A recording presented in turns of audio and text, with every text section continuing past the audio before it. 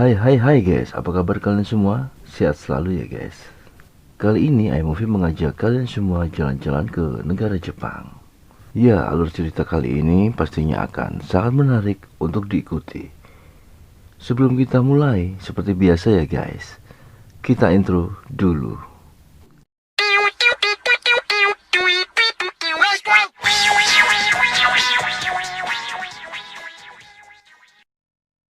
Oke. Di film ini ada seorang pria bernama Tadashi. Dia adalah seorang pembunuh yang menggunakan halusinasi dan mengontrol pikiran korbannya, sehingga sesuatu yang tidak nyata akan menjadi nyata bagi para korbannya. Dan bagi siapa yang menginginkan dan membutuhkan jasanya, caranya mudah. Tinggal menaruh permintaan mereka ke dalam box telepon umum.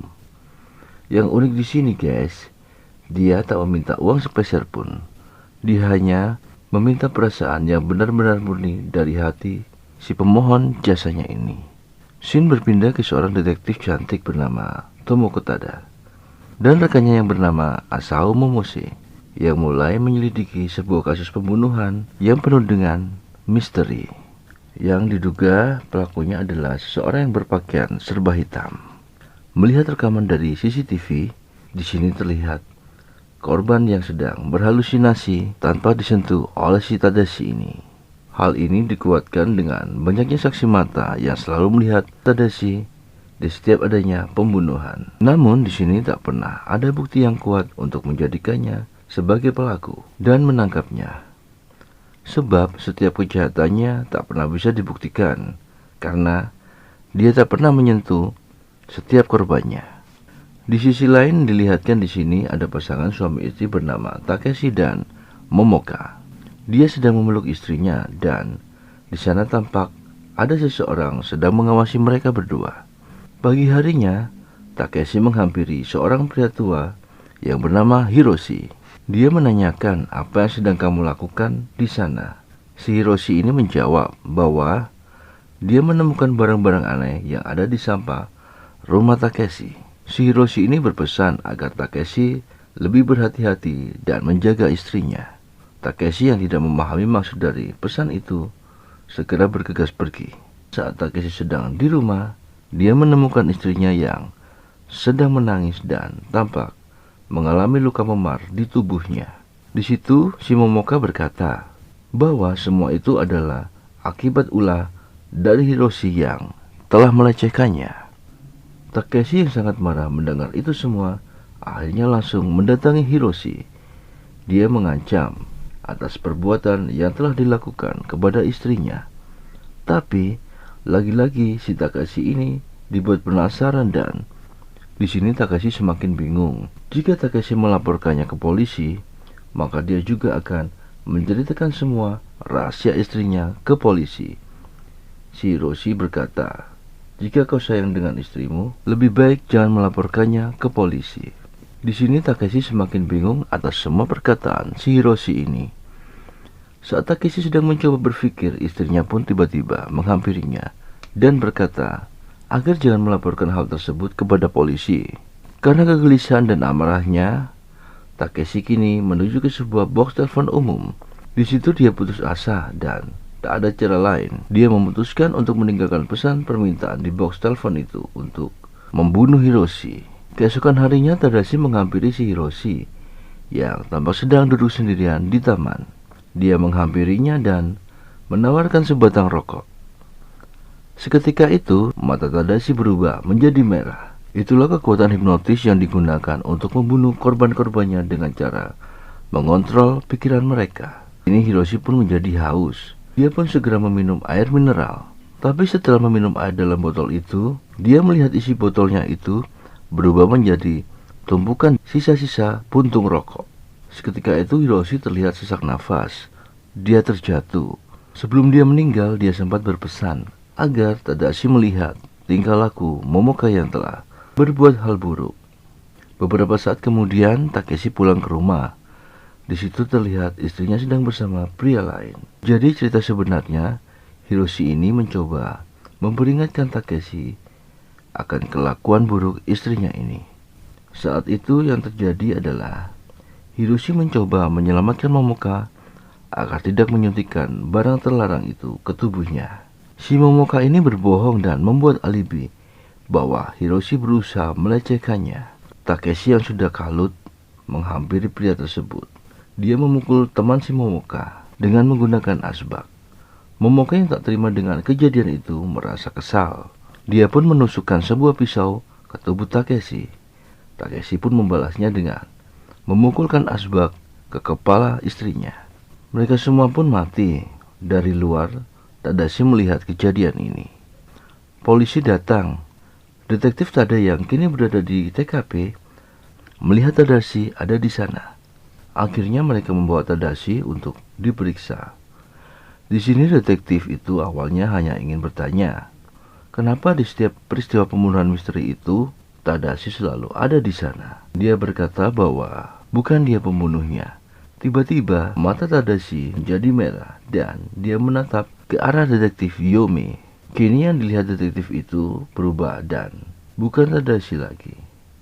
Wajah Yome tampak sedih, sepertinya dia punya kenangan masa lalu dengan pria yang ada di hadapannya saat ini.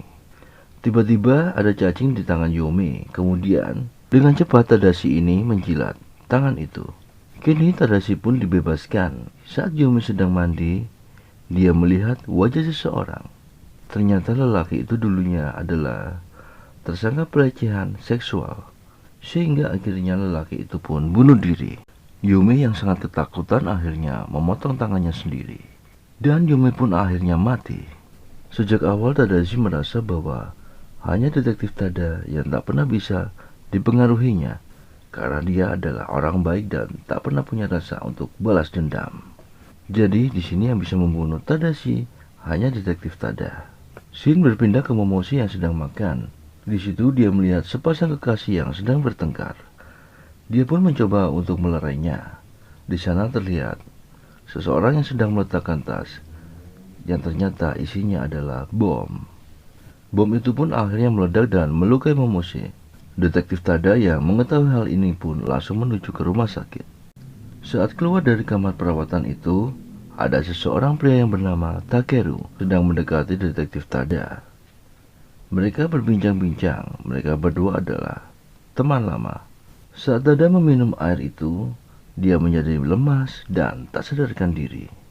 Saat sudah sadar, kini dia sudah berada di sebuah tempat yang dimana di situ Takeru berkata bahwa dia telah memasang bom di dua tempat. Yang pertama di kamar Momoshi yang sedang dirawat di rumah sakit, dan bom yang kedua di sekolah TK.